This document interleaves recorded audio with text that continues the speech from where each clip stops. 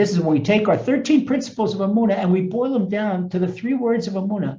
Ein od milvado, there's no one but Hashem. We see there's nothing in Hashem. And this is what we apply. It's maybe a little bit difficult to carry around the 13 principles, but the practical side of learning the 3 words of Emuna is something we can internalize, and it's not difficult to internalize, and we think about it. If, for example, if you are learning Pilates, you're learning yoga, or you're learning Tai Chi, and there's a move that is very awkward for you, you've never done it. You do it once, you do it 5 times, 10 times, it's still awkward. After 20 times, 30 times, 50 times, start getting used to it. After 100 times, you could do it fluently, and then fluidly. And after 1,000 times, it's second nature. It's already second nature. The same thing when you go with Ein od milvado, there's no one but Hashem, with the 3 principles that we're learning and reiterating all the time. It may sound redundant, but we're not redundant. What we're doing is in retention. If you look in educational psychology in the retention graph, a person that learns something the first time, the graph goes like this. It stays with a little bit. Learns the second time, retains a little more, but then forgets a little bit slower. The third time, learns a little more, and it gets even slower. But then when he learns so many times, it becomes second nature. When it's a part of your DNA, it's a part of your psyche, part of your neshama. And you flow with this all the time. You can't go without being taka with Hashem. This is what's called in Hebrew dvekus. This was the great tzaddikim. They're cling. Dvekus is clinging. They're clinging to Hashem. What does it mean to cling to Hashem? How can you cling to Hashem? We learned our 3rd principle of Emuna, that Hashem defies any physical properties. Hashem is it's all spiritual, completely spiritual. Okay, but we cling to Hashem by clinging to the knowledge of Hashem, clinging to the light of Hashem, that Hashem is one, His name is one. So what is the manifestation of internalizing Ein od milvado, there's no one but Hashem? First of all, our first principle of Emuna, everything comes from Hashem. Make this very easy. I'm going to write this down, never forget it. Everything comes from Hashem. Second, who is that Hashem that everything comes from Him? That's my Father in heaven. If that's my Father in heaven and everything comes from Him, then it's a no-brainer that it's all for the good. That's our 3rd principle. So first, everything is from Hashem. And second, the Hashem that everything comes from is our Father in heaven, my Father in heaven, your Father in heaven. He's got lots of kids, but each one of us is an only child, and He takes care of fantastic what we learned in all our lessons about Hashgacha Pratis, the divine direction, personally directs our lives. And third, it's all going to be for the best. Okay, so we'll continue on. And last week, we stopped with our debate between Emuna and despair. Remember, Emuna is Emuna. Who's despair? Despair is logic and intellect. Despair had every reason to be depressed and to be disappointed. You look at the news. If a person would open up a newspaper, a person who is a Torah observant person opens up a newspaper in Israel, he gets completely depressed out of his mind. What's he going to see? That the government is firing rabbis, and the government is canceling out the whole kosher system and the kosher supervision, and the government is changing and making conversion like instant. You'd go to a window of McDonald's and press a button and get out of the little box, put your money in your credit card and get your hamburger out there. And that's the joke, that you press a button and you can get a conversion certificate. They do all types of things, and they're watering down the Torah, things that have been truths that have been non-negotiable since the renewed nation of Israel was founded in 1948. Okay, since Israel became an independent nation in 1948 and get free from the British occupation, but they're changing all this because it's got this new government. What's a government? The government was elected with not a majority, but the government came into power for the first time in history because they decided, in order to for their agenda, that they'd play with the Satan. They took the Muslim Brotherhood, the militant Muslim Brotherhood, that they're pro-Hamas, and they're in the government. They're in the government. So they had anything to do to say, I'm not talking politics. I'm just showing that if a person would read the Israeli newspapers and be, depressed, what's going to be? What's going to be? What's going to be? Not worried about anything. Everything that's happening is from Hashem. And Hashem is showing the true colors of everyone. And when time comes, it's all going to flip around. And at Mashiach, this is all preparation for Mashiach. So when you look at the same negative variables, the same with Emuna, a smile on your face. So why get depressed and why get down and why get worried and why the anxiety? Don't open the newspaper in the first place. With Hashem, in his amazing divine direction, will let each one of us know what we need to know anyway. We're not going to look for it. We're not going to look for the newspaper, look for the news, and Hashem lets us know exactly what we want. Okay, so last week we saw that despair was debating Emuna, and despair is bringing all these facts. Despair was not a liar. He's not a liar. Despair is true. Despair feels pain. A person who is depressed and feels despair, and a person is disappointed, a person sees no hope, he interprets facts the way he does. His 2 + 2 is 22. For him, he feels pain. He feels anxiety. He feels a knot in his stomach. And the truth is, if there's enough anxiety and enough stress, it does affect his cardiovascular system. It does affect his digestive system. It does affect everything. You can see it really affects him. Okay, so who is despair? Despair is not really one entity. Despair is 2 entities. Despair is logic and intellect. Human intellect, together with logic. When I spoke about, I just give an example right now of Israeli current events. Okay, according to logic and according to intellect, it's a terrible situation. Looks terrible. But according to Emuna, it's all the best. Emuna says, I don't care what you say. I'm looking in, I've got 2 tractates of Gemara. In addition to 2 tractates of Gemara, I've got Zohar, Rabbi Shimon Bar Yochai, and the Tikkunei Zohar, and his discourses of Zohar, discourse number 12, describes exactly what's happening, describes exact political climate, what's going to be before Mashiach, and is word for word the current Israeli government. So who's not going to be happy if you know these things? Hashem is expediting Mashiach. And we see this in the Torah also. We see this in the Torah, that the children of Israel, when they were slaves in Egypt, they came to Moses complaining, our slavery is unbearable, it's so difficult. Yeah, they were right, it was unbearable. But what Hashem did, Hashem had compassion. The original decree was that they were to be slaves for 400 years. But because of the difficulty, Hashem cut it down to 210 years. Okay, so they certainly would prefer the difficulty rather than making 190 years. Now, we all have difficulties in life. There's no such thing as anyone who doesn't have a difficulty in life. One has an income challenge, one has a health challenge, there are major challenges. Baruch Hashem, that I pray with you and with your challenges. I hear a lot about them. Everyone here has a challenge. Everyone here has a challenge, and some challenges are very, very, very, very difficult. Very, very difficult. I want to say condolences to Esther Nava. Esther Nava is one tremendous Emuna activist here in Israel. She has the Women's Emuna group, and her mother came to visit her from Las Vegas. Her mother came to Israel, and she got sick, and her mother died last night. Her mother comes to visit a daughter and a new grandson, and Esther Rapta's mother, and wow, it was fresh last night, man. A week ago, this week, a day before, the Melissa Rebbe lost his wife.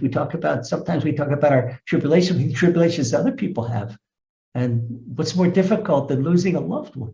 Losing that, it's speechless. Think about it. What the tribulation go through, and they say, well, how could this be for the best? Logic comes in, and intellect comes in, and say, what are you talking about? Laser, what do you smoke? Or saying, Emuna, what do you smoke? Okay, no, don't smoke.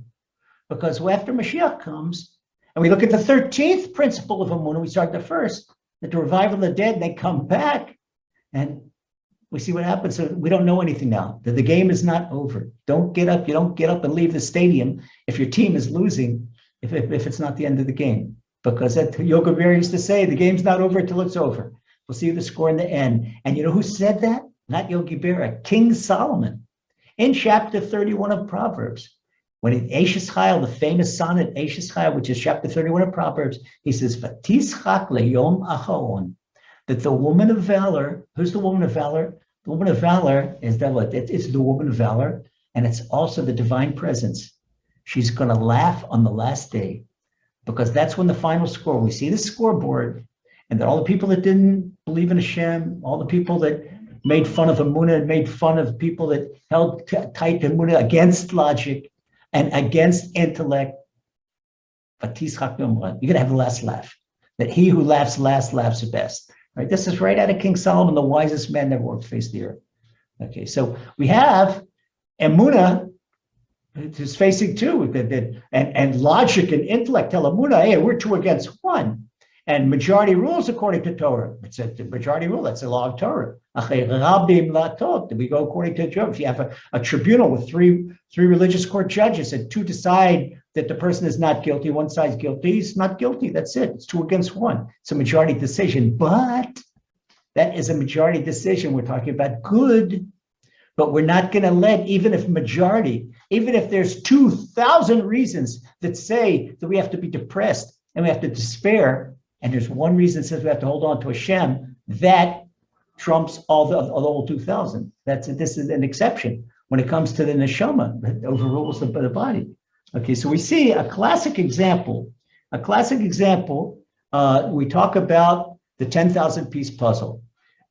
There's a little custom in Israel on 10th anniversary. 10th anniversary, you buy your wife a 10,000 piece puzzle. Okay, and she puts it together. It usually takes her a year to do it. And she puts a puzzle together and you get it pasted on a piece of cardboard, a fiber board or something strong, and then take it to a glazier, and he makes a beautiful frame. And then you give it back to your wife framed, and it goes right up in the middle of the living room wall. Okay, this is just a year. Okay, she worked on it for a year. Okay, some women, they do a batik. Okay, but even so, batik, same principle. A batik is a needlepoint. The big needlepoint is also, you can either buy a 10,000 piece puzzle or buy her a needlepoint, whatever she prefers. Now, there's one thing in common between the needlepoint, what we call in French, the same word we use in Hebrew, batik, and the 10,000 piece puzzle. If one needlepoint is missing, then it's blemished. If one piece, you've got 9,999 pieces of the puzzle, one piece is missing, that's blemished. You're not going to spend $500 for $600 for a fancy frame and put that up in the living room. No. Okay. But if we can see what Hashem is doing in the world, let's say it's not a 10,000 piece puzzle, it's a zillion piece puzzle. And it's not we're missing one piece. We're missing 99.99% of the pieces. We don't understand a thing. So we can't make a judgment what Hashem's doing. And so our logic and intellect have privy only to what we see. They're not privy to what we don't see, but the soul goes higher. The soul is a tiny microchip. It's a tiny spark of Hashem, and the soul could go as high as Hashem will let it go. And how high does Hashem let the soul go? It's as much as the soul has developed itself in spiritual awareness, the soul strengthens itself. Imagine that a light bulb could strengthen itself from a 40-watt light bulb to a 100-watt light bulb to a 200-watt light bulb. This is what the soul does. When the soul learns Emuna, and the soul practices Emuna, and the soul observes Hashem's laws, the soul gets more and more and more capacity to contain divine light. When the soul gets more capacity to contain light, Hashem more than happy. Hashem wants you close to him. Hashem loves you, wants you close to him. But Hashem is not going to give a 100-watt light bulb, 1,000 watts of electricity, instead of saying Hashem's illumination, referring to it like electricity, because it would burn it. So I'm not going to do it. I don't want to burn his beloved daughter, his beloved son. So Hashem wants you to get stronger so he could give you more and more and more and more. A consolation for things that look bad, things that the logic can't understand. There was Rebbe Elchanan Wasserman. Rebbe Elchanan Wasserman died a very heroic death in the Holocaust because he wouldn't leave his shiva. He had an opportunity to go to America, he had an opportunity to go to Canada, he had an opportunity to leave Europe. He said, no, he's got to leave his shiva. And then the Nazis eventually sent him to a concentration camp. He was killed. By the way, Rebbe Elchanan Wasserman, I love his writings. He also wrote a book, and this is right before World War II, about the preconditions of Mashiach, what's going to be in the Messianic times. You read that, it's like reading Time magazine or Newsweek magazine or Wall Street Journal or something I thought of Reuters or CNN. It really is like reading the news. You see right there. So we don't need the news. We don't need the news. We've got Rabbi Yochanan Morserman, got the Zohar, got the Gemara, and it's much more reliable news. So Rabbi Yochanan, he tells a parable. He tells a parable so we can understand the difference between Emuna and logic and intellect. Okay, and we're not going to let logic and intellect gang up on Emuna. Okay, once there was a man, and he didn't know anything about agriculture, and he came to a farmer, and the farmer took him to this field, beautiful, out in nature, meadow, beautiful field, and farmer said, "What do you see?" And the guest says, "I see a beautiful piece of land and lush with grass, and it's pleasing to the eye. The green, it just makes me feel good. It makes me feel comfortable." Okay, so the farmer says, "Okay, move aside a moment." Farmer got up on his tractor, and he turned on the tractor and he started plowing up the field. And the guest says, "What are you doing? Well, you're ruining the field. You're ruining this gorgeous landscape. You're ruining the field. What are you doing?" Farmer says to him, "Be patient, be patient." The farmer then just showed the guest a sack full of these plump golden wheat kernels. And farmer said to him, "What do you see?" See, you can see, I'll give you a little indication. The farmer's Emuna and the guest, his logic. Okay, with this logic, he describes this nutrient that, I see these whole grains. This looks really nutritious. And the farmer says, "Yeah, you're right, but move aside." Then the farmer takes the grains and he goes down the furrows and he starts throwing the grains in the ground. And the guest says, "What, farmer, are you insane? You're taking all that good grain and just throwing it in the mud? What's going on here? First you destroyed the field and now you're ruining the grain?" Farmer says, be patient and see. You can see what we're talking about. Don't make judgments, because in the middle, we're not at the end of the play. We're not at the end. Okay, so time went on, and the guest came back to visit the farmer, and the farmer took him out to the field. The farmer said, "You remember what you doubted when I put those grains in the field? Now look." And the guest saw these endless straight rows of these beautiful, majestic green stalks, and they're sprouting up from the furrows. And the visitor had a big smile. He says, "Farmer, I apologize. Now I understand what you're doing. You made the field more beautiful than it was before. The art of farming, this is marvelous. This is really true." "No," said the farmer, "we're not done yet. We're not done yet. You still have to be patient." So more time went by, and the stalks were fully grown, and they turned from green to a golden brown, and they were more magnificently beautiful than they were before. And the wind came, they flowed in the wind. This was a magnificent scene. And the farmer came, called the visitor, said, "How do you think?" He says, "What color? This is magnificent. I've never seen anything so exquisite." Farmer said, "Move aside." Now he comes with a sickle and he starts chopping down the grain, chopping down the wheat. And the visitor was open-mouthed. He was aghast. What's the farmer doing? He's turning this beautiful, majestic field into ugliness and these piles of cut down grain and straw.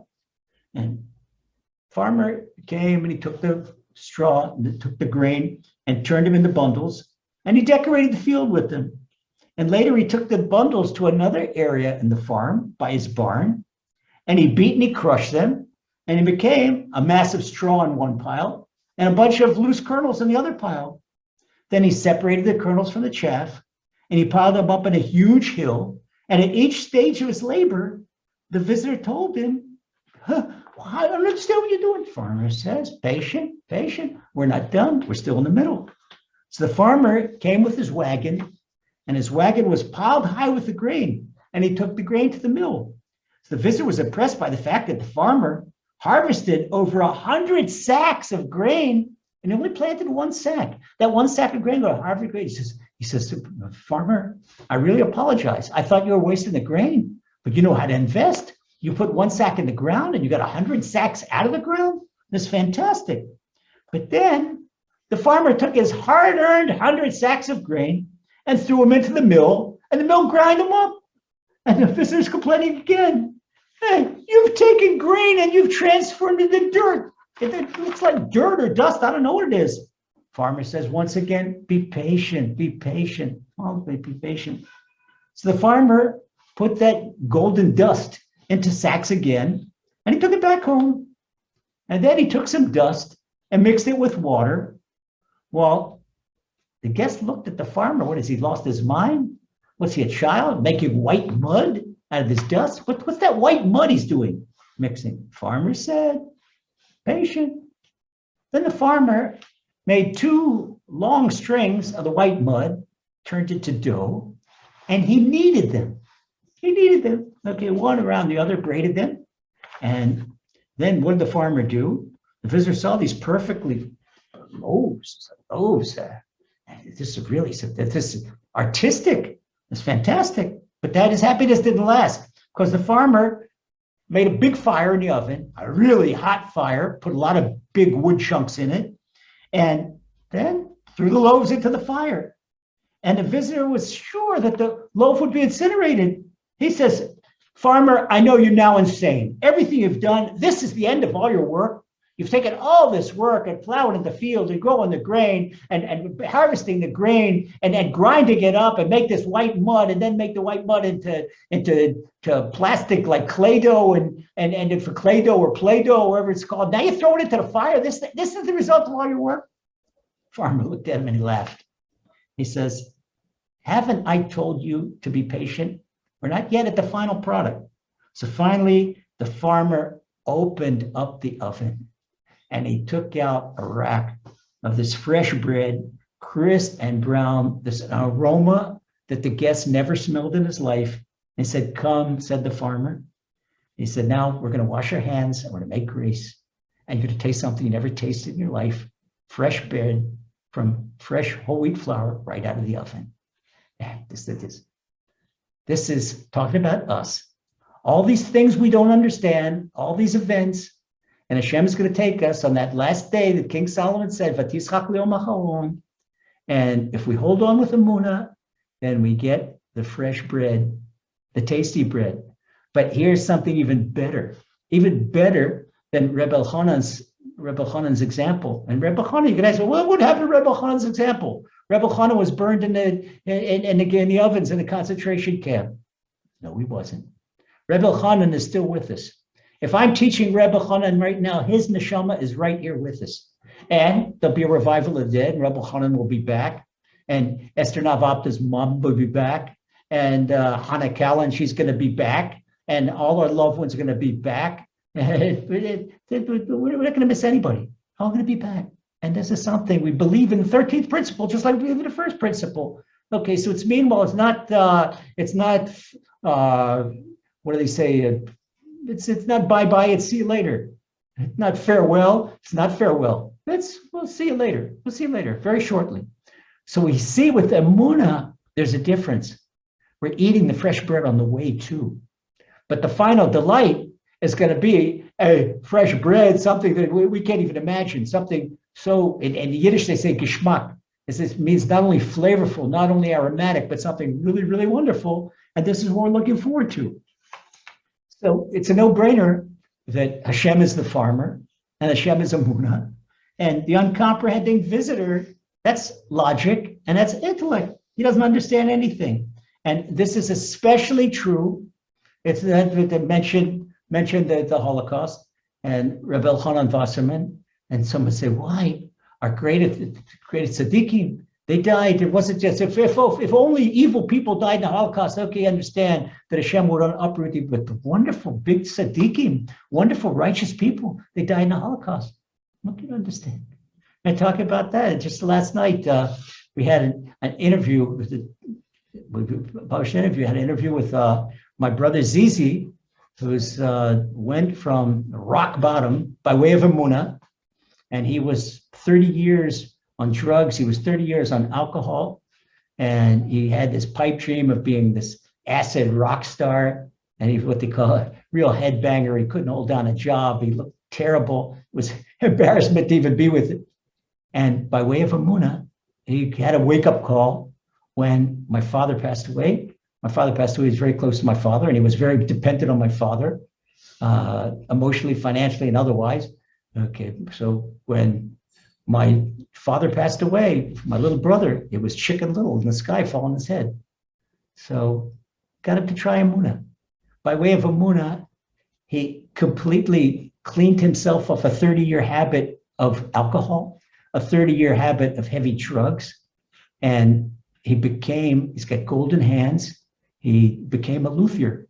And he builds today, fast forward 22 years, today he builds violins from scratch. And he's a master artist, and I call him the Hasidic Stradivarius. And so this is what we talk about, the thing, it's beyond logic. What Emuna could do for a person, is I cannot imagine a person that was on a lower low than Zizi. I mean, just not one addiction. He had so many addictions. He was on this heavy drugs. I didn't even mention his involvements with the law and stealing cars and getting busted for dealing drugs, all kinds of different things. And where he is now, and he learns Gemara every day. It's unbelievable what Emuna could do for a person. It doesn't matter where you are in life, or how low you are, or what's going on, or what problem you have. With Emuna, you hold on to Emuna, but you hold on to it and take logic and intellect, throw aside logic and intellect. They would say, but any professional, any rehab professional would have said to Zizi, there is no hope for this guy. There's no hope for this guy. He never went to rehab in his life. He never went to professional help in his life. It's a little bit dangerous what he did. Okay, but he did it himself, and he got himself completely clean. This power of Emuna. I'm telling something and not telling a story from the other end of the world. I'm telling a story from my own brother. I saw this in my brother. So what this did for me, it did for me when I thought that, according to logic, my life expectancy was going to be another 60 seconds, and Hashem let me know. Hashem let me know he's right there with me. So this I've been spending the last 28, another 22, the 18, 20, the last 40 years to discovering with my heart and brain what Hashem let me know in a flash when he pulled me out of a certain fire, a certain death. And you can see this is the real deal. And if people hold on, there are people here with us tonight that the doctors told them they have no hope. And they had children, the doctor said that the children's not going to be born, they were born. People right here, I don't want to embarrass anybody, but Baruch Hashem, this is the joy I have with this group. I all the time tell the group how much I love you guys, how much I really cherish brothers and sisters. When I say that, it's not just a figure of speech, I mean it. Because it's sharing together and sharing things together and sharing difficulties together and helping one another. And I see things that what you've gone through in life to all know that Emuna is the real deal. Okay, the real deal. So if a person looks at Jewish history and sees pogroms and Holocausts and inquisitions and burning at the stake, and well, that's in the middle. Hold it. That's Hashem plowing up the field, Hashem harvesting the grain, Hashem doing this. This is Rabbi Elchanan's example of the farmer and the guest. Okay, so only when the process is complete and the full redemption and Hashem builds the third holy temple and we have Mashiach, then we will understand in retrospect everything that happened, why all the tribulations and why all the suffering. But you see this in life, it's a law in life. Did you ever see a woman give birth? I tiptoe through the tulips. Oh, this is such a pleasure. No way. It's an excruciating pain. They said if men would have to give birth, they'd have one child because they'd swear they'd never do it again. And they're not supposed to swear. They don't care. They're going to swear. Okay, it's women are the Ashes Chayil, women of valor. Okay, so we see that all our tribulations and all our suffering, not just historically, the tribulation and suffering right now that each one of us has. What are the tribulation suffering that each one of us has? It's a soul correction. It's a soul correction. And no matter how difficult they are, it's still Hashem's loving kindness. It's a loving Father in heaven. That's our third principle. We're going to go in a unity. So once, for the sake of internalizing, not memorizing, excuse me, I don't want you to memorize. I want you to internalize. I want you to live it, live it, live it. And this is something I ask Hashem to internalize every single day. Okay, these three things. They should live it. They should be not second nature, first nature. First thing goes in the mind. In other words, this is what Rebbe Nachman, many people don't understand what Rebbe Nachman said. Rebbe Nachman says there's no such thing as despair in the world. What do you mean, Rebbe Nachman? Look, Russia's about to invade the Ukraine. So if you live in the Ukraine, it's fun. What are you going to do against the Russian? No despair in the world. No despair in the world. Why no despair in the world? Three things. Blot out despair. Three things cancel despair, neutralize despair. It's like if someone has an upset stomach, you take a little teaspoon of baking soda and mix it in water. Baking soda, okay, it's very alkalinic, and you swallow it, and then you make a big, it neutralizes the gas. You feel so much better. If a person feels very overweight or feels very, very full, bloated, then a teaspoon of baking soda and a cup of water, it does wonders. So this is what this does wonders for our despair. Three things. Once again, there's nothing but Hashem. Hashem is a loving Father.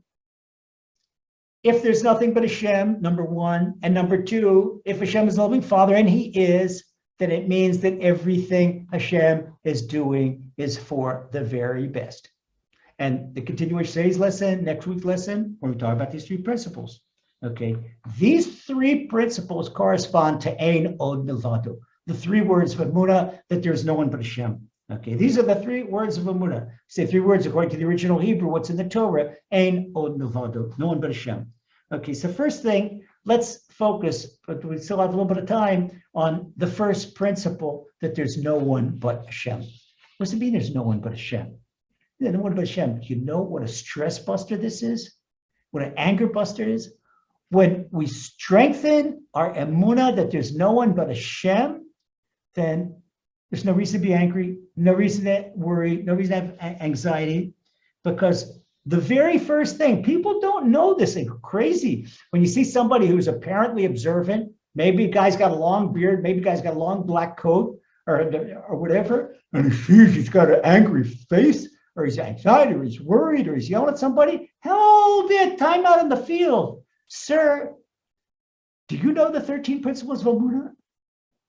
Be amazed how many people that are, quote, religious, unquote, excuse me, but they never there. Maybe they learned all types of stringencies and quoted Jewish law and have stringencies for kashrus and stringencies for Shabbat. But they don't know what we believe in. The 13 principles of the Rambam. That fortunately this group, we spent 15 weeks learning them. There are 2 introductory weeks and then 13 weeks. By the way, if you want to go back and see any of the Emuna Hour lessons that you want, go back and pick up on, then you could go on laserbeams.com or emunabeams.com and look for the category Emuna Hour, and you have a catalog of all the past lessons. Okay, so you could do that. You're welcome to do that. Right, so we learn, and the very first principle of our 13 principle Emuna, that the Almighty, He alone did, does, and will do everything. That the Almighty is creator and director. We spent 10 lessons learning about Hashgacha Pratis, learning about divine direction. Why do we say divine direction? And not like what the nations of the world say, divine providence. I don't like the word providence because providence came from it's a word that the church uses. I don't want to use that. We use our divine direction, because translate our first principle of Emuna. Many people agree, oh yes, that the Almighty, He's a creator. No, but we say He's creator and director. Hashem didn't create the world and now He's in Palm Beach or in Monte Carlo playing golf. No, He's directing the world. Hashem is not on vacation, and Hashem is not in retirement and not in semi-retirement. Hashem is actively running our lives. And without Hashem, a person is inclined to attribute success to himself and failure to himself. Let me show you how just knowing that everything comes from Hashem, it creates a lot of people have problems. They have tendencies, bipolar tendencies. Don't feel bad, because King David said he would have been bipolar. King David said, oh, there's this blasphemy. No, it's not blasphemy. Open up Psalm 139. What does King David say in Psalm 139? He says, Asak Shamayim Shamata. He says, Hashem, when I'm so high that I'm flying up in the sky, I see you. And he says, when I'm so low that I feel lower than purgatory, oh, you're there too. Because there's no place where Hashem is. Hashem is everywhere. Hashem is everywhere. So King David says the fact that he has Hashem in his life all the time, whether he's high, whether he's low, this evens out the even keel. Because without Hashem, what's King David going to do when he's high? What's he going to do when he's low? So that's what happens to people that don't have Hashem in their life. What do they do when they're high? When they're high, take example a day trader. Take example a guy in a stock market. Okay, today he makes money. Oh, he's high. I was so clever to invest in this and invest in that, invest in pharmaceuticals. And now he goes and he says, oh, he's happy that there's a new variant of Corona because now he brought a lot of stock in Pfizer or in Moderna or whoever it is. And there's another vaccine. Oh, yeah, he loves it. People, but then again, it comes out. And what happens if all of a sudden the vaccine doesn't work? He's in big trouble. He's in big trouble. Now he's down because he lost money in the stock market. Yesterday he made money on the stock market. He lost money in the stock market. Oh, maybe I got to budget. The last time I said something like this, just casually, innocently in a lesson, and the lesson that gets on from the subscription, or what do they call it? The RSS feed. It's when they pick up on the wire, a lot of people pick up the lesson. Well, YouTube picked up the lesson. They pick up my lessons. They put them up. And I got a letter from YouTube. No, this lesson is not acceptable to our community because I said something against the vaccine. I didn't make talking about the vaccine. I'm talking about Emuna. I just gave an example like that. So you can see the big brother. It's crazy. The world is out of their mind. The world is crazy. The only sanity there is Emuna. It's unbelievable. It's uncanny. The only sanity is in Emuna. Okay, so you see, a person yesterday makes money. He's great. Guy's in real estate. He sold the house. Oh, I'm so clever. I'm so great. And then what happens when he goes 3 weeks, he doesn't sell a house? He's down. He's worried. He's upset. No. But you know, when Hashem let you sell that house, sir, and Hashem didn't let you sell that house, sir, it's all Hashem. It's all Hashem. So you look at Hashem. You say, Hashem, I know my successes are yours. My setbacks are yours. And I know you're doing this to keep me close to you. What does it mean? Why would Hashem give us a setback to bring us close to him? Because there's one law in spirituality that we learn in the Gemara, in Tractate Nedorim, when Hashem says, Ani v'hu lo yocholim ladur b'oto olam. Hashem says that he and the arrogant person cannot be in the same universe. Well, excuse me, friend, Hashem's not going anywhere. That means that you're going somewhere. Okay, so Hashem doesn't want that. Hashem's loving children. He wants them close to it. So if a person becomes arrogant, Hashem gives them a little bit of a difficulty that they can't solve themselves, that they need Hashem. So now you got a choice. Okay, Hashem, I'm sorry, I was arrogant, but I got to learn my lesson. All right, so now I have a difficulty. Now, how do I learn humility? I learn humility when I know that I can't fight my way out of a wet paper bag without you, Hashem.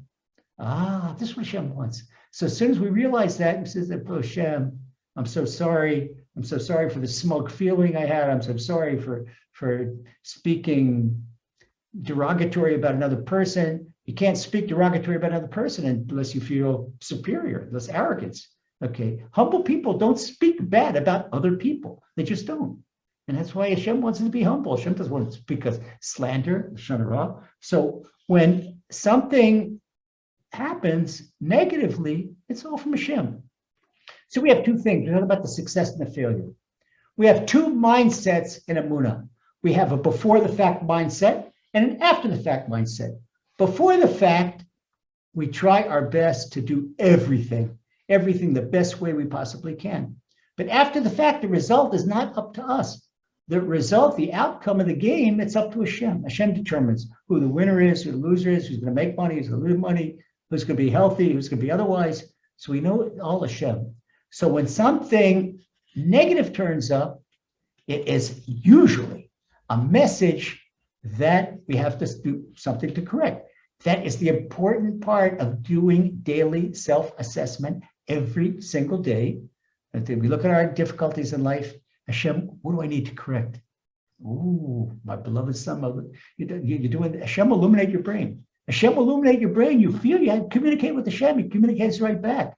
But people, they're not sensitive, not spiritually sensitive, so they don't feel it. What does it mean to be spiritually sensitive? If you take a couch potato, a person that's overweight, a person that's running a 35% body fat, it's got a lot of flab. He doesn't know, excuse me, tell me where your muscles are. He doesn't know how to identify. He doesn't feel his individual muscles. Now take a marathon runner who's got about his 8-9% body fat, and he feels every single muscle. And the way he ties his shoes and the way he puts a pressure on the tendon in his feet, it determines how well he's going to run the race. He is so sensitive to every part of the body. The same thing when a person is in contact with Hashem all the time. When a person learns Emuna, and when a person does daily self-assessment, first talks to Hashem every day, that he has very low level of spiritual body fat. There's no fat on his soul. So when there's no fat on his soul, fat on the soul, that's like blockage. It blocks the divine light. So the less we get rid of the excess fat on our soul, the more we allow divine light to illuminate our soul, illuminate our brain, and we get closer to Hashem. Now we can understand. Oh, wait a second. My daughter was cheeky to me, and that's completely out of character because maybe I was speaking in the synagogue. I did some type of transgression with speech. This we can learn. We can understand. Hashem gives us messages that we can understand. Okay, so that's the Emuna mindset. And don't confuse the two mindsets. Before we do something, do our very best. Okay, a person can't say, Emuna, I want to pass the bar exam, I want to pass the CPA exam, I want to pass my real estate license exam. No, hit the books. Learn the best way you can. Before you go in to the exam, give a coin to charity and say, Hashem, help me out on this one. I know it's up to you. Help me recall what I need to recall. And then after the fact, it's all up to Hashem. Same thing in a business deal. You have a customer walks into your store, or you're sitting down at a business meeting and you make your very best presentation you can. But when you made the sale or didn't make the sale, that's up to Hashem. That's the before the fact mindset and the after the fact mindset. Okay, so in the opening of the Amida prayer we say every morning, we call Hashem, I'll say it in Hebrew, then in English, Akel, Hashem the God, Hakadol, Agibor, Vanoiro. Properly translated, that means that Hashem is vast and he's mighty and he's an awesome God. Well, vast is referring to Hashem's mind-boggling divine direction, divine providence, that we spent 10 lessons learning about it. Mighty comes from the Hebrew word gevura, and it's the Kabbalistic term for constriction. And sometimes we have a constriction, we feel like our lives are in a straitjacket. Why do we have a constriction? We have a constriction so that we'll seek Hashem. Now, understand one thing, life cannot all be pleasures, can't all be the time. How our hearts work and our lungs work, expansion and contraction, expansion and contraction. And we could see the physical, Hashem modeled the physical world according to the spiritual world. And the same thing, we have ups and downs, so we'll get closer to Hashem. But when we serve Hashem properly, after the down, we strengthen ourselves in Emuna, and we have a higher up. All the time, we don't pay attention. Person thinks, oh no, it's darkness. You think your life is darkness now? I'll take all the folks in our group, all our cherished brothers and sisters in our group. And if you see darkness, it means that you're walking on a spiral staircase. And the sun is shining from here, but on the staircase, sometimes you're on the other side, it's darkness. But when you see the sun again, you're on a higher level because you're going higher and higher and higher. That's spiritual growth. You don't even really realize it, but guaranteed. I could vouch for everyone. This tonight is lesson Emuna hour 64. The difference is we've been doing Emuna hour for almost a year and a half. 18, it's unbelievable difference. Unbelievable. The spiritual growth you made. It's such a joy. It's such a joy to see this with our own eyes. That's the real deal, and it really does work. And you can say, our group, you can say. So next week, Bezrat Hashem, next week we're going to continue on to learn about we could learn and learn more about how Hashem is our loving Father, how we know that, and the fact that everything comes from Him that we learned just now. And number 2 and 3, Bezrat Hashem, that we'll learn next week, that Hashem is a loving Father, and that we'll see, therefore, everything is for the best. It completely changes our outlook in life. So you should have a lovely week and a wonderful Shabbat. It says Shabbat Shkolim, and it's the Shabbat that we bless, Shabbos Mevorchim, the Shabbos that bless that the second month of Adar this year is a leap year in the Hebrew calendar, and make wonderful preparations for Purim and Pesach. And this should be the best year of your life. Amen.